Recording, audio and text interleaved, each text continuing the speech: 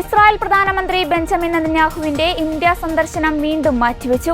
പ്രധാനമന്ത്രി നരേന്ദ്രമോദിയുമായി കൂടിക്കാഴ്ച നടത്താൻ ഈ വർഷാവസാനം നിശ്ചയിച്ചിരുന്ന യാത്രയാണ് സുരക്ഷാ കാരണങ്ങളെ തുടർന്ന് മാറ്റിയത്. ഡൽഹി സ്ഫോടനത്തിന്റെ പശ്ചാത്തലത്തിലാണ് തീരുമാനമെന്ന് ഇസ്രായേലി മാധ്യമങ്ങൾ റിപ്പോർട്ട് ചെയ്തു. മൂന്നാം തവണയും ഇസ്രായേൽ പ്രധാനമന്ത്രി ബെഞ്ചമിൻ നെതന്യാഹുവിന്റെ ഇന്ത്യ സന്ദർശനം മാറ്റിവെച്ചു. അടുത്ത വർഷം ബെഞ്ചമിൻ നെതന്യാഹു ഇന്ത്യ സന്ദർശനത്തിന് സമയം നിശ്ചയിക്കുമെന്ന് i24 ന്യൂസ് റിപ്പോർട്ട് ചെയ്തു. ഈ വർഷം ഇത് മൂന്നാം തവണയാണ് നെതന്യാഹു തന്റെ സന്ദർശനം റദ്ദാക്കുന്നത്. ഏപ്രിലിലും സെപ്റ്റംബറിലും തെരഞ്ഞെടുപ്പ് നടപടികൾ ചൂണ്ടിക്കാട്ടി നെതന്യാഹുവിന്റെ ഇന്ത്യ സന്ദർശനം മാറ്റിവെച്ചു. ഏറ്റവും ഒടുവിൽ ഈ വർഷം അവസാനം ഇന്ത്യ സന്ദർശിക്കുമെന്നായിരുന്നു തീരുമാനം. ഈ നീക്കമാണ് ഡൽഹി സ്ഫോടനത്തെ തുടർന്ന് മാറ്റിവെച്ചത്. 2017 പ്രധാനമന്ത്രി നരേന്ദ്രമോദി ഇസ്രായേൽ സന്ദർശിക്കുകയും പിന്നാലെ 2018 ജനുവരിയിൽ നെതന്യാഹു ഇന്ത്യയിലെത്തുകയും ചെയ്തിരുന്നു.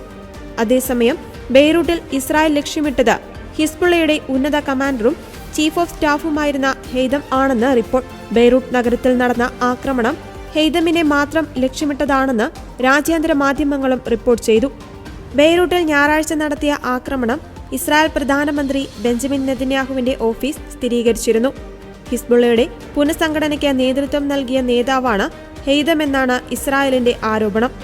നഈം ഖാസിമിന് ശേഷം ഹിസ്ബുള്ളയുടെ ഉന്നത പദവിയിലെത്തുന്ന രണ്ടാമത്തെ കമാൻഡറാണ് ഹെയ്തം.